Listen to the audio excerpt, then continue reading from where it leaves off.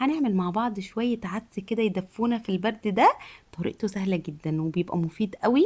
وهقول لكم بقى على سر اتعلمته من مامتي بيخلي طعمه في حتة تانية خالص. يعني اللي مش بيحب العدس اكيد هيحبه بالطريقة دي. تعالوا بقى نشوف هنعمله ازاي.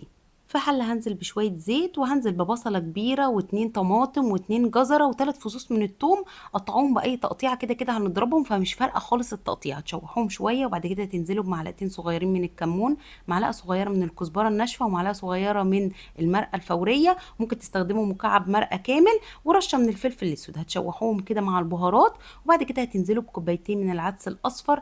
أنا غسلاه ومصفياه من المية كويس جدا. وبرده هتشوحوا العدس كويس قوي كده مع الخضار والتوابل.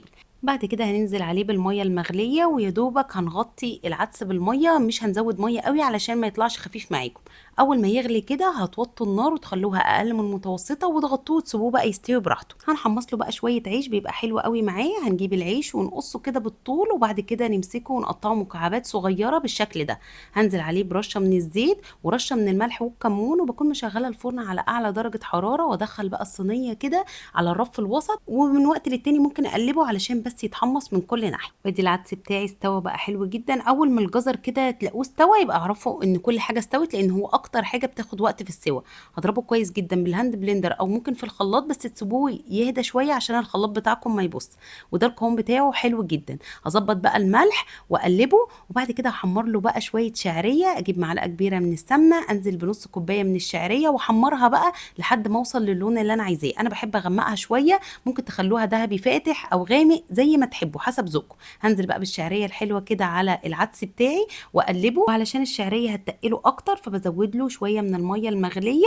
وما تزودوش الميه قوي، يعني حطوها كده بالتدريج لحد ما توصلوا للقوام اللي انتوا عايزينه. والسر اللي اتعلمته من مامتي، في نفس الطاسه اللي حمرت فيها الشعريه بنزل بمعلقه كبيره من الزيت وبصله متقطعه صغير قوي، عليها رشه من الملح والكمون. هقلب البصله دي لحد ما تصفر معايا وتبقى باللون اللي انتوا شايفينه ده.